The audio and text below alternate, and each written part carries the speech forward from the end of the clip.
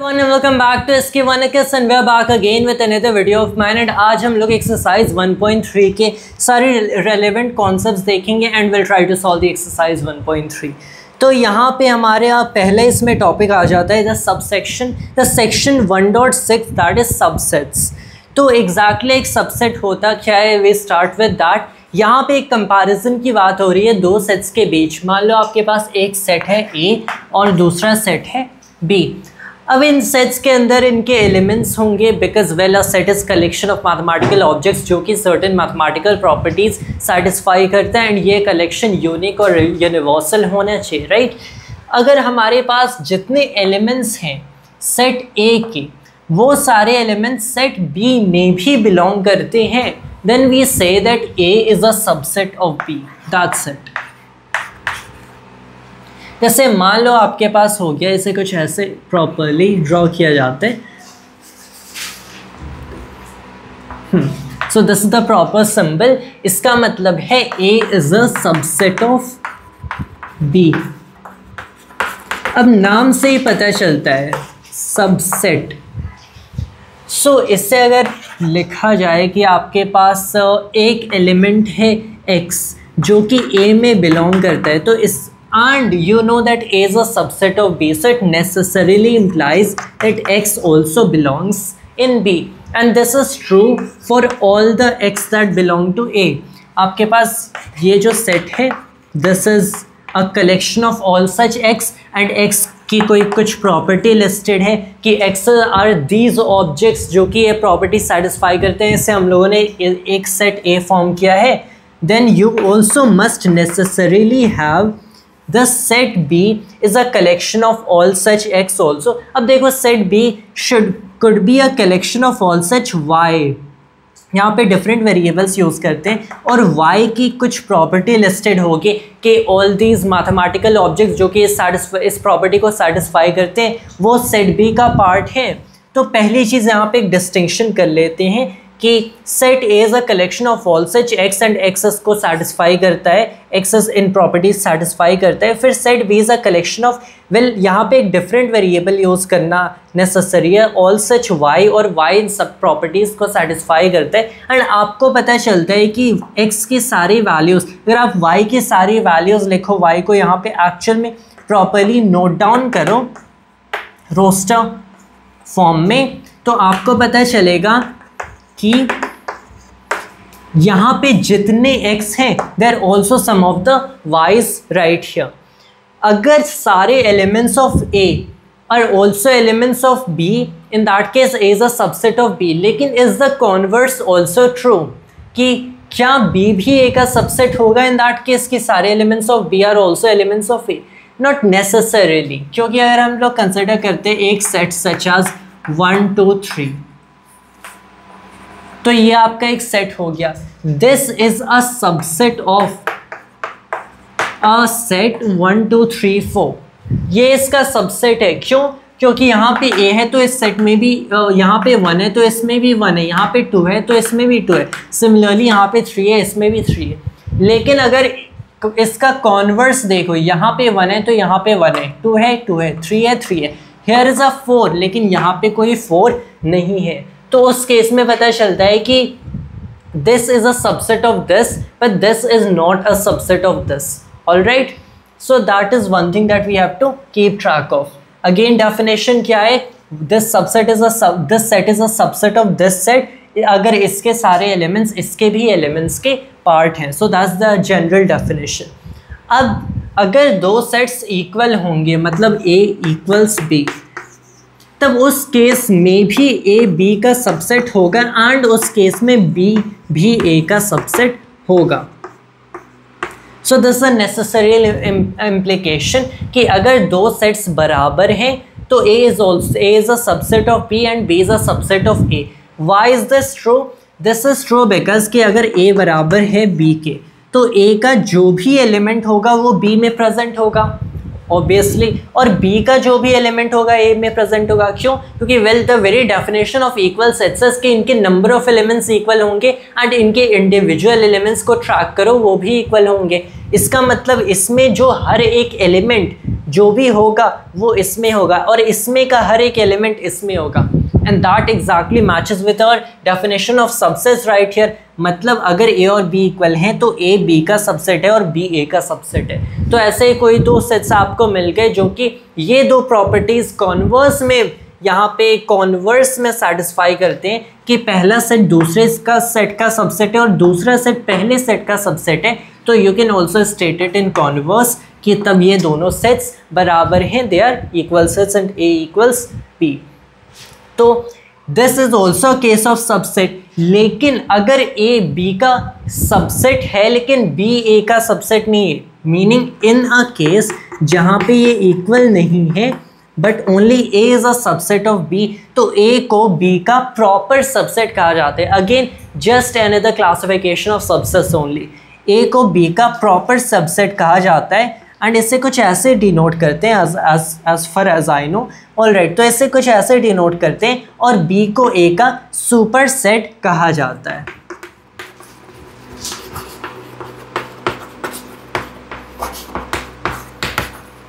और बी को ए का सुपर सेट कहा जाता है।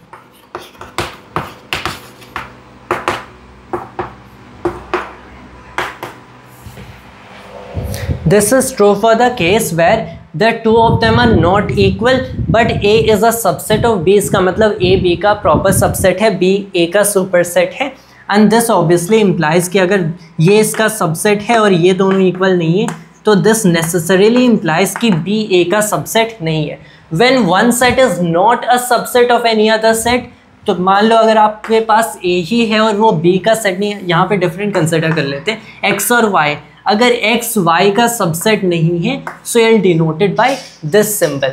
व्हाट डज दिस मीन कि every element of x is not an element in y। Alright, तो ये हम लोगों ने सबसेट की डेफिनेशन देख लिया, प्रॉपर सबसेट्स की डेफिनेशन देख लिया। एंड अगर किसी सेट के अंदर सिर्फ एक एलिमेंट है so we call it a singleton set. Alright, I'm still not sure about this method, this notation because I've seen it widely used लेकिन NCERT में नहीं है, so might as well just ignore that. All right, so example 9 जैसे अगर consider करते हैं, so consider the sets। एक आपके पास phi है which is the empty set, फिर एक set आपके पास A है, फिर B है, फिर C है, and उसके बाद insert the symbol subset or not subset between each of the following pairs of set।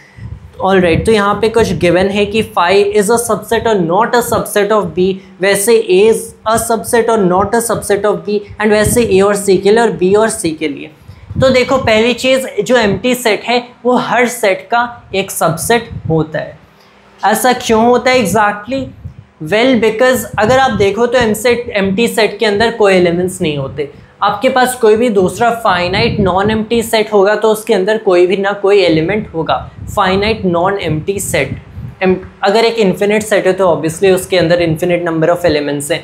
तो अगर देखो फाई ऐसे हर एक सेट में बिलोंग करता है, क्योंकि आप always you can do this कि आप उसके सारे एलिमेंट्स हटा दो उस दूसरे सेट के, तो आपके पास क्या बचा? तो आपके पास कोई सेट नहीं बचा, राइट? मतलब आपके पास उसमें कोई एलिमेंट्स नहीं बचे अगर उसके सारे एलिमेंट्स निकाल दो। So you are eventually left with an empty set in that case. मतलब the empty set is already contained in that set. So phi is what? Phi is a subset of every set, and every set is well a superset of phi in that case. तो we have that. वैसे example 10 में देखते हैं तो जहाँ पे भी दो सेट्स गिवन है is A a subset of B and like that. ऐसे एग्जाम्पल 11 भी सिमिलर है। Now let's consider subsets of set of real numbers. Since हम लोगों ने रियल नंबर्स का सेट देखा and it goes like it includes rational and irrational numbers alike, तो उस केस में तो पता चलता है कि the set of rational numbers should be a subset of the set of real numbers. Why? क्योंकि देखो पहले हम लोग n से डिनोट करते हैं the set of natural numbers, फिर हम लोग आ जाते हैं इंटीजर्स पे, and this is the set of integer. Her natural number एक इंटीजर होता है, लेकिन हर इंटीजर नेसेसरीली एक नेचुरल नंबर नहीं होता है। आपके पास कोई भी नेचुरल नंबर है 57, सो 57 इज ऑल्सो एन इंटीजर, लेकिन अगर आपके पास कोई रैंडम इंटीजर है तो वो एक नेचुरल नंबर हो भी सकता है, नहीं भी हो सकता है। -31 एक नेचुरल नंबर नहीं है, लेकिन 27 एक नेचुरल नंबर है। तो उस केस में हमें पता चलता है कि सेट ऑफ नेचुरल नंबर का हर एलिमेंट एक इंटीजर भी है, मतलब सेट ऑफ इंटीजर्स को बिलोंग करता है। So in this case the set of natural numbers is a subset of the set of integers and a proper subset of that matter, क्योंकि ये दोनों इक्वल नहीं है। The set of integers is not a subset of the set of natural numbers. वैसे ही अगर देखा जाए तो जो सेट ऑफ इंटीजर है, this is a subset of the set of rational numbers, क्योंकि हर एक इंटीजर एक रैशनल नंबर होता है, लेकिन हर एक रैशनल नंबर एक इंटीजर कन्वर्स में नहीं होता है। So you have that subset. वैसे ही जो सेट ऑफ रैशनल नंबर्स होता है, ये सेट ऑफ रियल नंबर्स का एक सबसेट होता है, क्योंकि आपके पास रैशनल नंबर्स हैं, फिर आपके पास इरैशनल नंबर्स हैं जो कि इस सेट में बिलोंग नहीं करते हैं, लेकिन वो irrational numbers at the end of the day real numbers होते हैं। So they do belong to this set. Alright, तो हर एक रैशनल नंबर एक रियल नंबर है, the converse is not true, तो this also a proper subset of the set of real numbers for that matter. Alright, उसके बाद हम लोग के पास ये है intervals as subsets of r. जब स्पेसिफिकली रियल नंबर के सेट की बात होती है तो यहाँ पे एक बहुत ही नीट सा रिप्रेजेंटेशन होता है इसके सबसेट्स को इंक्लूड करने के लिए। मान लो मेरे पास एक ऐसा सेट है, this is the set of all x, such that यहाँ पे रियल नंबर्स के सेट्स की बात होती है। x belongs to R and it lies between -7 and 5, मतलब x is greater than or equal to -7 but always lesser than 5। तो ये exactly कैसा सेट है? पहली चीज, this is a subset of the real number set. क्यों? क्योंकि आपके पास पहले x सारे रियल नंबर्स हैं, रियल नंबर्स पे रेस्ट्रिक्ट किए जा रहे हैं। Alright, so why isn't it entirely the real number set? क्योंकि यहाँ पे एक एडिशनल रेस्ट्रिक्शन है, जो कि जो रियल नंबर का सेट है उसके कुछ ही एलिमेंट्स इससे सेटिस्फाई करेंगे।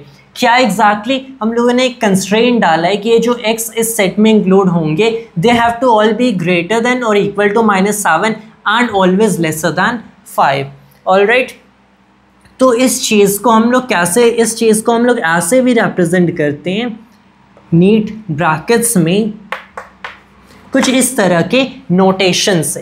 And yes, these are two different brackets right here. यहाँ पे आपके पास एक बिग स्क्वायर ब्रैकेट होगा, यहाँ पे स्मॉल ब्रैकेट होगा। इसका एग्जैक्टली मतलब क्या होता है? जहाँ पे भी एक ऐसी नोटेशन दिखे जिन्हें इंटरवल्स कहा जाता है, आपको समझना है कि एक रियल नंबर के सबसेट की बात हो रही है जिसकी वैल्यू -7 से स्टार्ट होती है, एंड इसे एक्चुअली इंक्लूड करती है। मतलब आप अगर इस नंबर को x कहो, so x is equal to -7 here, and ये 5 तक जाती है लेकिन 5 को इंक्लूड नहीं करती। सो 5 से जो सबसे छोटा आपके पास रियल नंबर होगा वहाँ तक जाती है, and it equals that but doesn't ever equal 5 itself.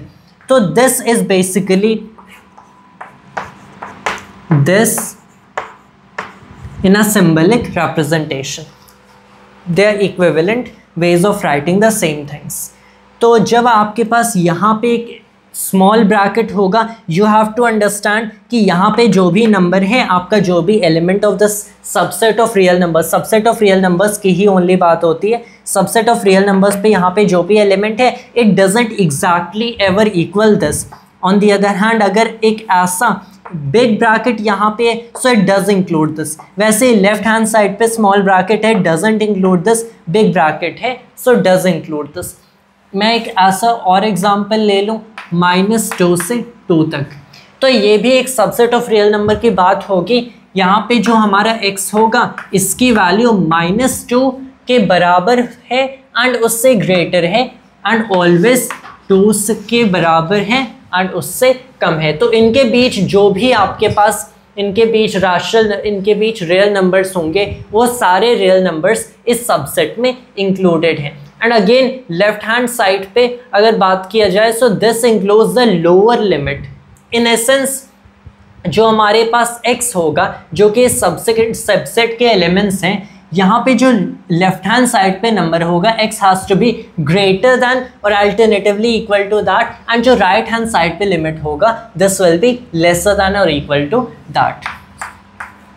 Alright, फिर ऐसे ही बात कर ले तो यहाँ पे आपके पास हो गया 5 and 25 कुछ ऐसे। So this includes the this is basically the subset of real numbers जो कि 5 से ऑलवेज ग्रेटर है लेकिन 25 से ऑलवेज कम है। एंड यहाँ पे सन स्मॉल ब्रैकेट्स हैं, so this doesn't exactly ever equal 5 और 25। इन चीज़ को इंटरवल्स कहा जाता है, इस चीज़ को एक ओपन इंटरवल कहा जाता है जहाँ पे वो वैल्यू एग्जैक्टली इसके इक्वल नहीं होती है, वो एलिमेंट एग्जैक्टली इसके इक्वल नहीं होता है, और इस चीज़ को एक क्लोज्ड इंटरवल कहा जाता है।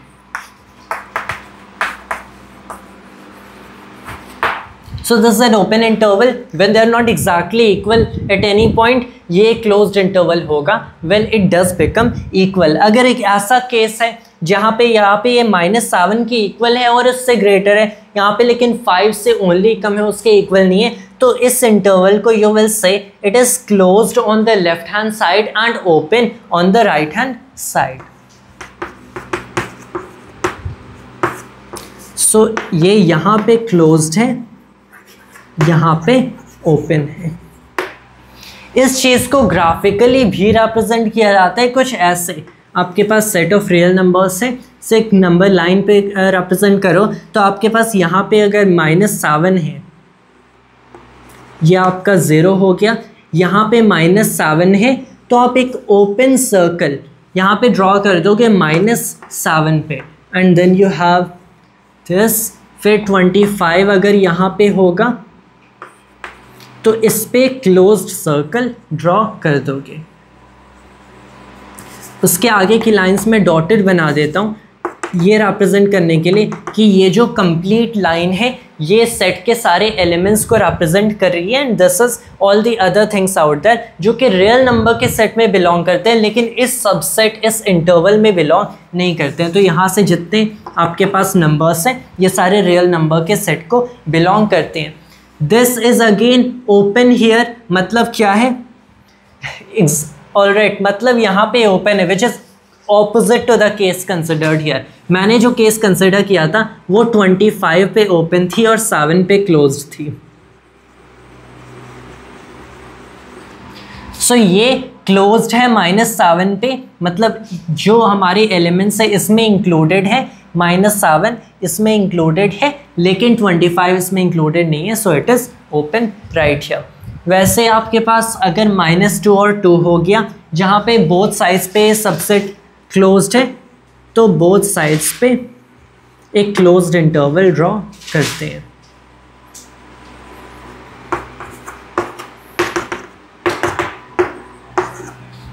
And similarly it follows. So that is how you denote intervals as subsets of real numbers.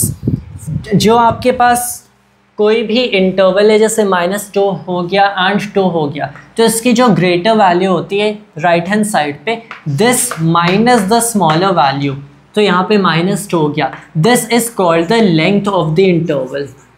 कोई भी आपके पास इन जनरल इंटरवल हो गया, किसी भी साइड पे क्लोज्ड या फिर किसी भी साइड पे ओपन,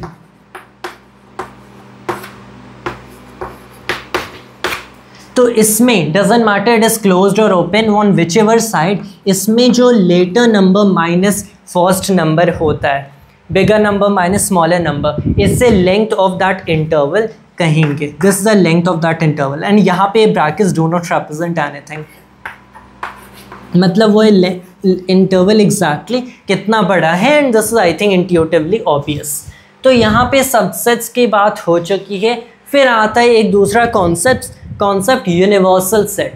अब किसी भी कॉन्टेक्स्ट में बात किया जाए, किसी भी कॉन्टेक्स्ट की स्पेसिफिक कॉन्टेक्स्ट की बात किया जा रहा है, जैसे यहाँ पे हो गया हम लोग नेचुरल नंबर्स की बात कर रहे हैं, irrational numbers and rational numbers की बात कर रहे हैं, ऑलराइट।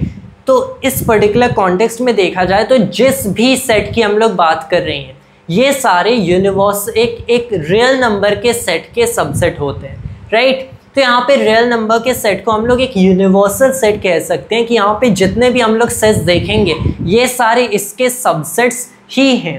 अगर हम लोग यहाँ पे imaginary numbers and complex numbers को इंक्लूड करते हैं तो वो तो रियल नंबर्स में नहीं आते हैं। तो ओवरऑल अगर हम लोग एक सेट कंसिडर करते हैं रियल नंबर के सेट्स प्लस में complex number which is in general complex, मतलब हर real number at the end of the day complex number होता है, not the other way around. तो अगर हम लोग एक कॉम्प्लेक्स नंबर्स के सेट को लिख दें तो उस केस में हमारे जितने भी सेट्स की बात कर रहे होंगे they will all B subsets of the complex number set. यहाँ पे एक कॉम्प्लेक्स नंबर के सेट को एक यूनिवर्सल सेट कह दिया जाता है। So in any given context जिस सेट के हर एक दूसरे सेट सबसेट्स होंगे that set is called a universal set. Alright, and that's all there is to universal set. So every set that you'll think of these are all subsets of the universal set.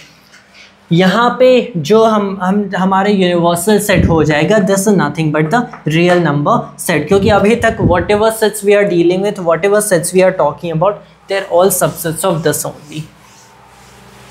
And that concludes our discussion of both subsets and the universal set, and we can then move on to the exercise 1.3। एंड यहाँ पे जो first हमारा problem है, make correct statements bye filling in the symbol subsets और not subset in the blank spaces. जो हमारा पहला प्रॉब्लम है this goes like you have एक सेट 2 3 4 एंड यहाँ पे 1 2 3 4 5 और हमें फिल करना है इज दिस अ सबसेट और नॉट अ सबसेट। तो यहाँ पे जैसा देखा जा रहा है पहले सेट का हर एक एलिमेंट दूसरे सेट में है, so this is a subset. वैसे अगर बात कर ले सेकंड की, so here you have A B C and B C D. B और सी तो दूसरे में आ रहे हैं लेकिन ए कहीं नहीं आ रहा, तो इस केस में this is not a subset of the second set. वैसे थर्ड केस है the set of all x such that x is a student of class 9 in your school. और यहाँ पे दूसरा केस है x is a student of your school.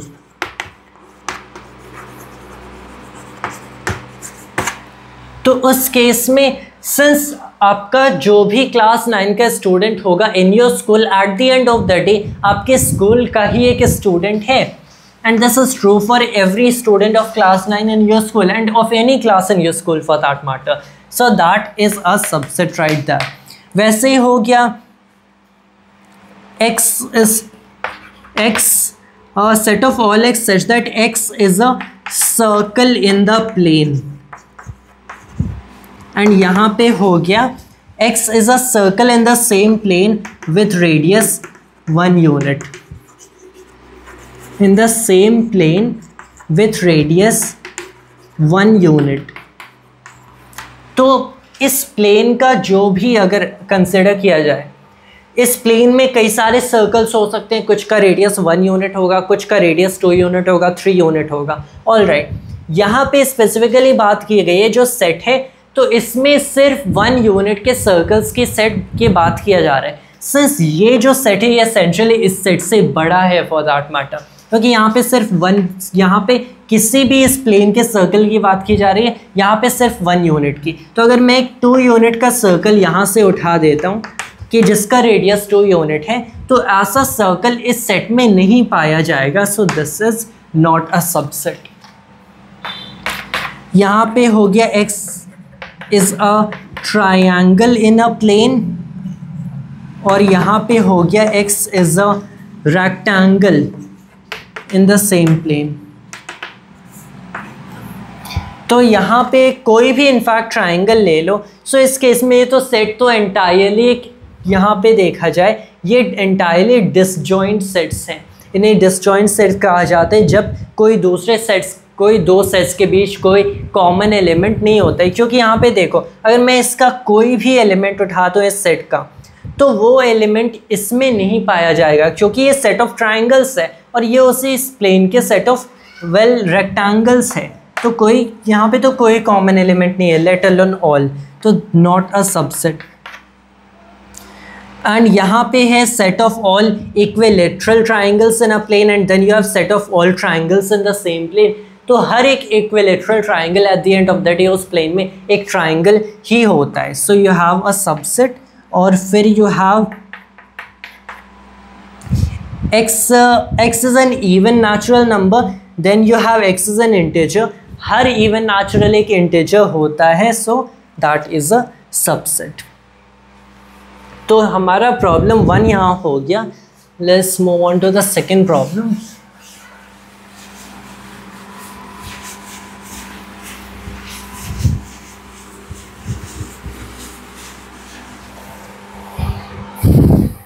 Examine whether the following statements are true or false. पहला है कि the set AB is not a subset of BCD। तो ये entirely true है क्योंकि यहाँ पे B है लेकिन A यहाँ पे कहीं नहीं है, so it is not a subset। all right, वैसे ही AE is a subset of the set of all x such that x is a vowel in the English alphabet। तो AE जो है यहाँ पे x is a vowel in the English alphabet, तो यहाँ पे सारे vowels को include करें और A और E हमें पता है कि इसमें belong करते हैं क्योंकि these are both vowels themselves, तो obviously ये subset है and this statement is true। वैसे आपके पास है यहाँ पे set of 1 2 3 is a subset of 1 3 5, ये फॉल्स है क्योंकि 1 2 3 यहाँ पे 1 इंक्लूडेड है इन द सेकंड सेट लेकिन 2 इंक्लूडेड नहीं है in the second set, so this is a false statement. The set of A is a subset of A B C, तो यहाँ पे सिर्फ ए है जो कि दूसरे सेट में है, तो this is true. The set of A, now here the set A belongs to the set ABC and this is an entirely different case and यहाँ पे statement false हो जाता है। The set A does not belong to the set ABC, alright, although it can, एक set दूसरे set को belong कर सकता है, that can happen, but in this case it is not। इस केस में it is certainly true that the set A is a subset of the set ABC। क्यों? क्योंकि इसका पहले मतलब क्या है कि the set A is a subset of ABC, कि यहाँ पे जो हर एक एलिमेंट होगा, मतलब इस केस में एलिमेंट A, ये जो एलिमेंट A है ये एलिमेंट ए बी सी के सेट को बिलोंग करेगा। So when I write that the subset A is a subset of A B C, इसका मतलब इसके अंदर जो एलिमेंट है, इसके अंदर एलिमेंट इस दूसरे सेट को बिलोंग करता है। That is what is meant by this. लेकिन जब मैं लिखूं कि the set A belongs to A B C, तो यहाँ पे कोई अंदर वाले एलिमेंट की बात नहीं हो रही। यहाँ पे जब मैंने लिख दिया कि this set belongs to the set A B C, so we are essentially saying कि ये पूरी क्वांटिटी, ये पूरा सेट इसमें कहीं होना चाहिए, लेकिन ये पूरा सेट इसमें कहीं नहीं है, इसमें इसके सेट के अंदर का एलिमेंट है A, so this is a false statement. On the other hand, अगर मेरे पास एक ऐसा सेट होता, now this is an entirely different set, ये दो सेट्स बस सेम नहीं है, दे आर नॉट इक्वल। अगर मेरे पास एक ऐसा सेट होता तो मैं कह सकता था कि the set A belongs to this दूसरा सेट। क्यों? क्योंकि the set A is present there as an element. जब सबसेट्स की बात की जा रही है, one set is a subset of another set, so उसके अंदर का element belongs to this. When we say कि a set belongs to another set, so पूरे सेट की ही बात की जा रही है, that set should be present right here. So in this case the set A belongs to this entire set, लेकिन in this case then the set A is not a subset of this set. क्यों? क्योंकि अगर मैंने subset की बात की गई, so we are talking about elements again, and this does not contain the element A, this contains the set that contains the element A. तो यहाँ पे कंफ्यूजन हो सकती है, कीप दैट इन माइंड। फिर आता है नेक्स्ट, यहाँ पे the set of all x such that x is an even natural number less than 6 is a subset of the set of all x such that x is a natural number which divides 36. So what are the even natural numbers less than 6? They are 2 or they are 4. तो ये set हो गया। और all the natural numbers which divide 36, तो 2 and 4 तो 36 को divide करते हैं, मतलब 2 and 4 डेफिनेटली सेकेंड सेट में होंगे। सो यहाँ पे ये फर्स्ट सेट सेकेंड सेट का सबसेट है, that is a true statement.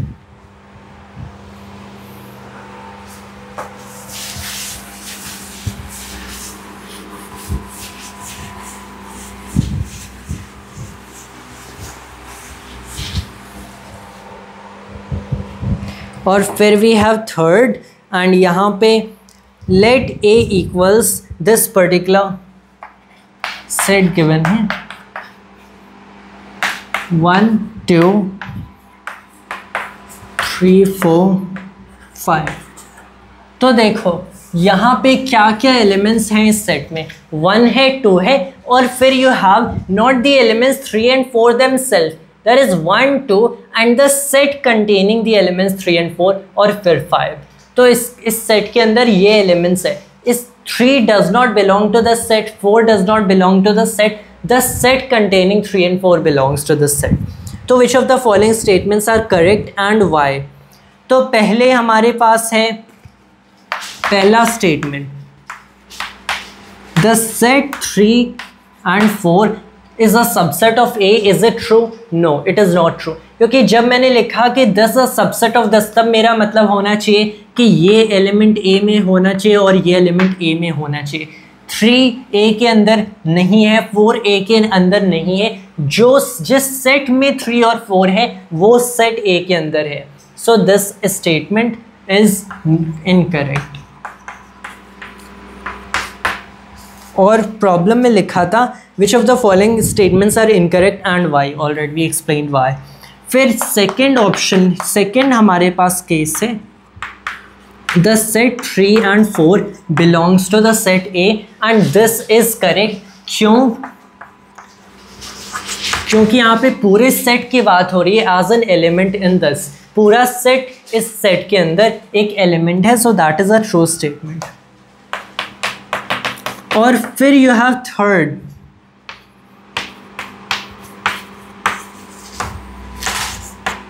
And ये स्टेटमेंट अगेन क्या हो गया, ये अगेन करेक्ट हो गया। क्यों? क्योंकि यहाँ पे लिखा गया है the set which contains the set which contains 3 and 4 is a subset of A. ये करेक्ट क्यों है? क्योंकि हमें पता है कि ये जो सेट है इसमें जो सेट कंटेन्स 3 and 4 इसमें ये एज एन एलिमेंट है। तो अगर मैंने फिर से एक सेट बना दिया which contains this set of 3 and 4, तो ये इसका सबसेट हो गया, क्योंकि इस सेट के अंदर this thing as an element है, और ये जो आपके पास एलिमेंट है ये तो ए को बिलोंग करता है। सिर्फ इस सेट के अंदर जो एलिमेंट है जो कि ए के अंदर बिलोंग करता है, मतलब ये जो पूरा सेट है ये ए का एक सबसेट है। ये इस सेट के अंदर का जो एलिमेंट खुद एक सेट है, that is an entirely different matter, but at the end of the day it belongs to A, so this statement is correct. फिर हो गया 1 belongs to A, does 1 belong to A, 1 as an element यहाँ पे लिखा गया है, belong to A correct है। फिर आता है 1 is a subset of A, incorrect. क्यों? क्योंकि सबसेट्स की जहाँ पे बात होती है अगेन वहाँ पे सेट्स के कंपैरिजन हो रही है, तो 1 is not a set itself, यहाँ पे ब्रेसेस में रख देता ये सेट बन जाता है, लेकिन जब मैं ऐसे लिखता हूँ it is not a subset, it's not a set itself. And subsets में सेट्स की कंपैरिजन होती है कि इसका हर एक एलिमेंट इसका भी एलिमेंट है, so this N incorrect statement. जब यहाँ पे 1 को लिखा गया सो इसको एज एन एलिमेंट बात किया जा रहा है। फिर आपके पास हो गया 6,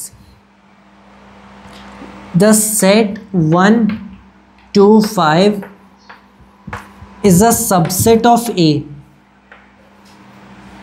सो यहाँ पे अगेन स्टेटमेंट करेक्ट है, क्योंकि जब I write the set 1 to 5 is a subset of A, मतलब मैं कहना चाह रहा हूँ कि यहाँ पे इस सेट के अंदर जो भी एलिमेंट्स हैं, मीनिंग 1, 2 and 5 इस सेट के अंदर भी है, so 1, 2 and 5, so again a correct statement. But then when you write the set 1 to 5 belong to A, again this is incorrect. क्यों? क्योंकि अगर बिलोंग करने की बात की जा रही है, so they should be explicitly this thing should be explicitly present there. जहाँ पे बिलोंग करने की बात होती है, मतलब ये चीज़ इसके अंदर एक एलिमेंट होनी चाहिए. This entire thing should be an element in this. लेकिन A does not have a set that contains 1, 2 and 5. It is not an element. Alright, तो this is again an incorrect statement. फिर आता है 5 belongs to A, again incorrect, क्योंकि 5 खुद एक set है. Alright, 5 खुद एक सेट है, तो हमें एक्सप्लिसिटली यहाँ पे लिखना पड़ेगा 5 is a subset of every set, that is true. क्यों? क्योंकि 5 जो है जिसमें एक ऐसा सेट है जिसमें कोई एलिमेंट्स नहीं है, एंड सो एक ऐसा सेट जिसमें कोई एलिमेंट्स नहीं है, this is contained in every set जिसमें कोई एलिमेंट्स हो या फिर ना हो. ऑलराइट, लेकिन जब मैं लिख दूँ 5 बिलोंग्स टू ए, सो उस केस में 5 should be explicitly present in. Alright, which is not the case here. 5 के एलिमेंट्स ए के अंदर होते हैं, 5 के एलिमेंट्स ए के अंदर होते हैं, मतलब कोई एलिमेंट्स नहीं होते, that's the point. So 5 is a subset of A, does not belong to A. 5 is a subset of A, correct. Is the set containing 5 a subset of A? Again incorrect. क्यों? क्योंकि अगर मैंने 5 का एक set बना दिया, and this is not the same thing as 5 itself, क्योंकि 5 is itself a set which contains no elements. तो जब मैंने यहाँ पे इसको एक सेट के अंदर रख दिया, इससे मेरा मतलब है the set of the set that contains no elements. तो is this a subset of A? इसका मतलब मेरे पास अगर ये सेट बन रहा है, तो इसके अंदर जो भी आपके पास सेट है या फिर जो भी आपके पास ऑब्जेक्ट है, वो एक इस सेट का एलिमेंट बन जाता है, एंड ये एलिमेंट इसके अंदर बिलोंग करना चाहिए. लेकिन 5 डज नॉट बिलोंग टू ए, तो यहाँ पे ये जो सेट ऑफ 5 होगा, ये ए का सबसेट नहीं है.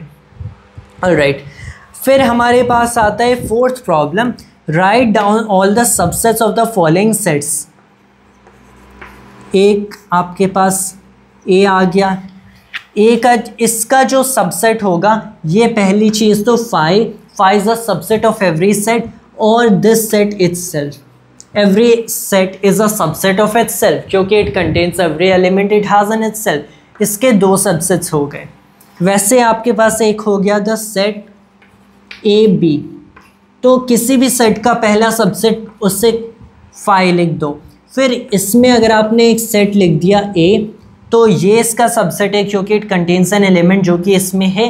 फिर एक सबसेट लिख दो बी, ये भी इसका वो हो गया, सबसेट हो गया. फिर एक सबसेट लिख दो ए बी, ये भी इसका सबसेट हो गया. इसके और कोई सबसेट नहीं होंगे. कोई भी सेट है तो उसमें अगर n नंबर ऑफ एलिमेंट्स हैं, तो उसके total number of sets 2 power n होंगे. Always keep this rule in mind. जैसे यहाँ पे इसके अंदर 1 एलिमेंट है, सो दैट इज़ 2 power 1, मतलब 0. 2 power 1 माई पार्ट, मतलब 2. तो इसके 2 सबसेट्स क्या हैं, 5 एंड ए. तो कीप फाइंडिंग ऐसे सेट्स जो कि इसके सबसेट्स होंगे until you reach this number. यहाँ पे 2 हैं, so it is 2 to the power 2, मतलब 4. And here we have found the 4 subsets. वैसे अब हमारे पास एक तीसरा सेट है विच कंटेन्स 3 एलिमेंट्स. तो इसमें कितने टोटल सबसेट्स होने चाहिए? It was 2 cube again. Okay, 8. तो इसके 8 सबसेट्स होने चाहिए. 1, 2, 3. ये 8 सबसेट्स कैसे निकालेंगे? पहली चीज़ हमेशा यही करना है, इनके इंडिविजुअल एलिमेंट्स को लिख देना है. किसी भी सेट के सबसेट्स लिखना है तो पहली चीज़ इनके इंडिविजुअल एलिमेंट्स को लिख देना, क्योंकि अगर आप देखो इनके इंडिविजुअल एलिमेंट्स के सेट्स बनाते हो तो ये तो हमेशा इनके इसके अंदर रहेंगे। फिर दो एलिमेंट्स को कंबाइन करके लिख देना, दो एलिमेंट्स को कंबाइन करके सेट्स बना दो तो हमारे ये ऐसे 3 और सेट्स बन गए एंड ये इनके सबसेट्स होंगे क्योंकि ये दो एलिमेंट्स करके भी देखो तो इसके अंदर बिलोंग करते हैं। और फिर आप क्या करो, तीनों एलिमेंट्स को कंबाइन कर दो, ऑलराइट। और फिर एक एम्प्टी सेट तो है ही, तो यहाँ से टोटल कितने सेट्स बन गए, 1 2 3 4 5 6 7 8। इसके टोटल सेट सबसेट्स कितने होने चाहिए, 2 to the power 3 मतलब 8, 8 सबसेट्स बन गए। फिर आपके पास एक आता है सेट फाई और इसका only subset is the phi set. अब ऐसे करके फाई मत लिखना, that is not the case. ऐसे लिखोगे तो आप एक सबसेट बना रहे हो जिसके अंदर फाई एक एलिमेंट है, तो फाई इसको बिलोंग करना चाहिए। Phi does not belong to itself, phi is a subset of itself, so again not the same thing. तो इसका एक सबसेट है, what is that, phi itself, जो कि अगेन एक होना भी चाहिए क्योंकि इस सेट के अंदर कितने एलिमेंट्स हैं, 0 एलिमेंट्स। तो इसके टोटल सबसेट्स कितने होने चाहिए, 2 to the power 0 जो कि 1 के इक्वल होता है। So phi itself. वैसे write the following as intervals. Fifth problem, पहला, the set of all x such that x belongs to the set of real numbers -4 lesser than x lesser than और equal to 6। ये हम लोगों ने देखा था। इन चीज़ को एज इंटरवल्स कैसे लिखते हैं, यहाँ पे ओपन इंटरवल्स है क्योंकि x is always greater than this but never equal to this. एक ओपन एलिमेंट हो गया, ओपन इंटरवल हो गया, फिर ये जाता है अप टू वेयर, ये 6 तक जाता है लेकिन it also equals to 6 on this end. तो ये हो गया हमारा इंटरवल। वैसे set of all x such that x is a real number and -12 lesser than x lesser than -10। तो इस चीज़ को कैसे लिखेंगे, यहाँ पे एक -12 हो गया, यहाँ पे एक 10 हो गया, यहाँ पे x -12 के इक्वल नहीं है मतलब ओपन इंटरवल है, -10 के इक्वल कभी नहीं है मतलब यहाँ पे भी एक ओपन इंटरवल है।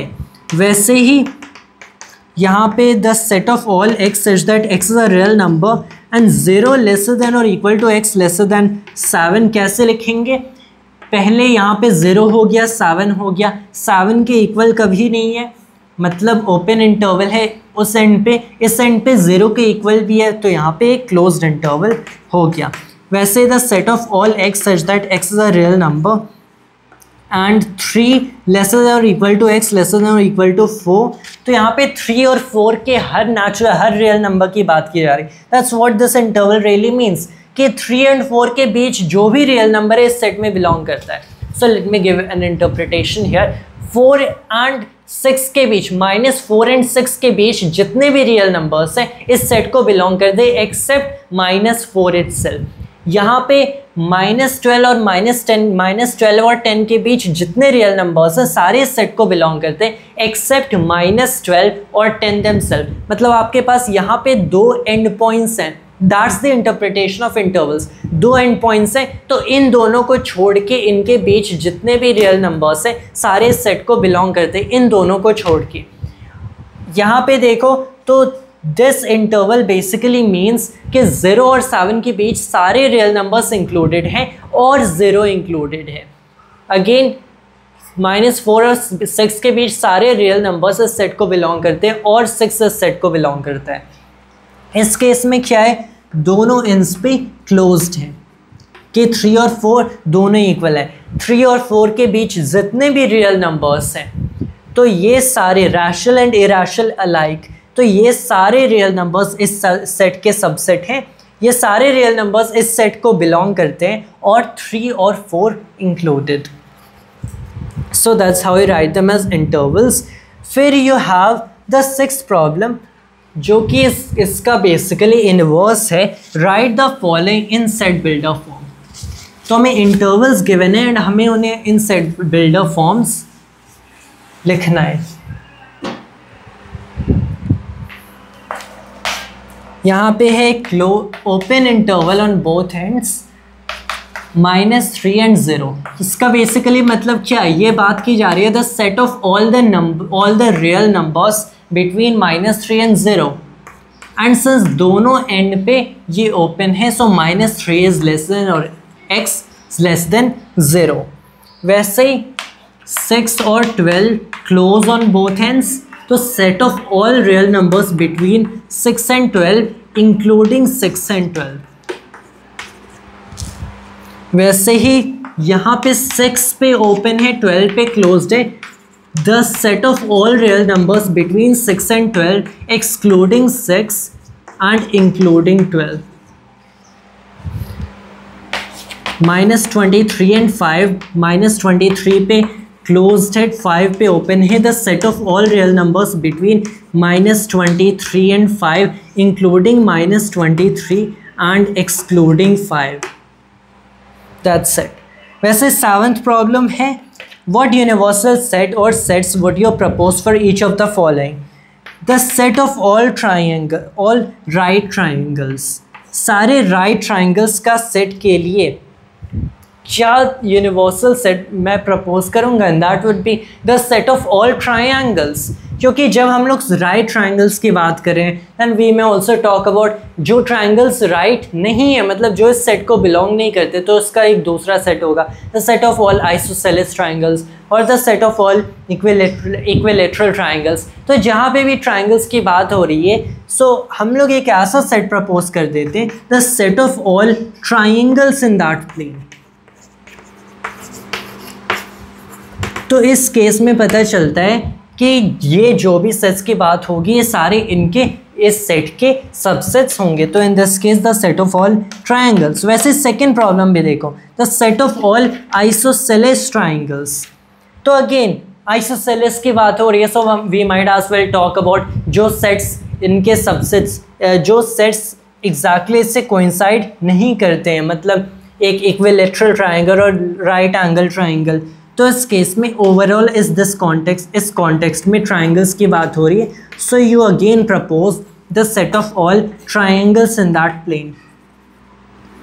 ये भी एक यूनिवर्सल सेट है क्योंकि इस कॉन्टेक्स्ट का जो हर एक सेट होगा ये इसका एक सबसेट होगा। And that brings us to our last problem, that is 8th, and this is given the set A equals this, B equals this, C equals this, which of the following may be considered as universal set or sets for all three sets A, B and C?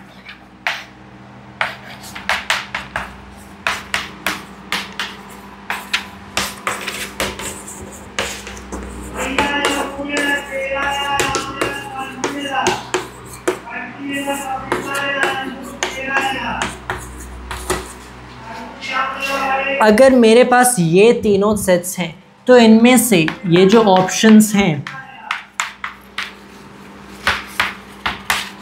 इनमें से कौन कौन से options, कौन कौन से sets इस case में एक यूनिवर्सल सेट्स कंसिडर किए जा सकते हैं?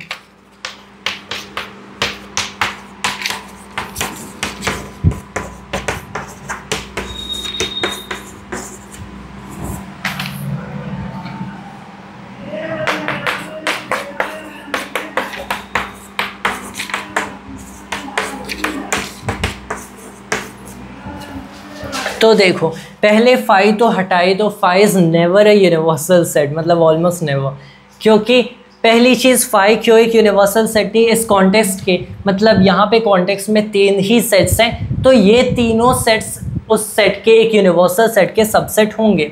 वेल कोई सेट तो फाई का सबसेट नहीं है एक्सेप्ट फाई इटसेल्फ, ये तो कम्प्लीटली आउट ऑफ क्वेश्चन है। यहाँ पे पहला सेट देखो तो पहले 1 3 5 सेट ए में ही आपको अगर पता चलता है जितने एलिमेंट्स हैं पहले सेट के एलिमेंट्स तो हैं, लेकिन जो सेट सी है यहाँ पे एक एलिमेंट आपको 8 भी दिख रहा है एंड इस सेट में 8 नहीं है। अगेन जो थर्ड सेट है तो यहाँ पे आपके पास 1 3 5 है, इसमें 1 3 5 है, यहाँ पे 2 4 6 है, 2 4 6 है, यहाँ पे 0 2 4 6 8 है, 0 2 4 6 8 है।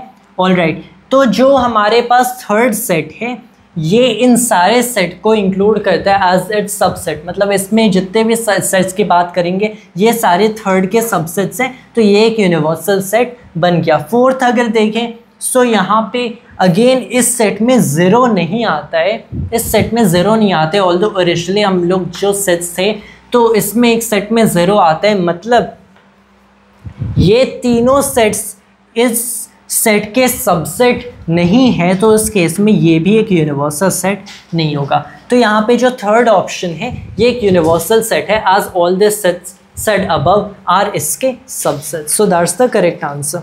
तो इससे हमारी एक्सरसाइज 1.3 फाइनली कंक्लूड होती है। Will bring more videos on this subject and that was all for this video of mine, and thanks to all viewers.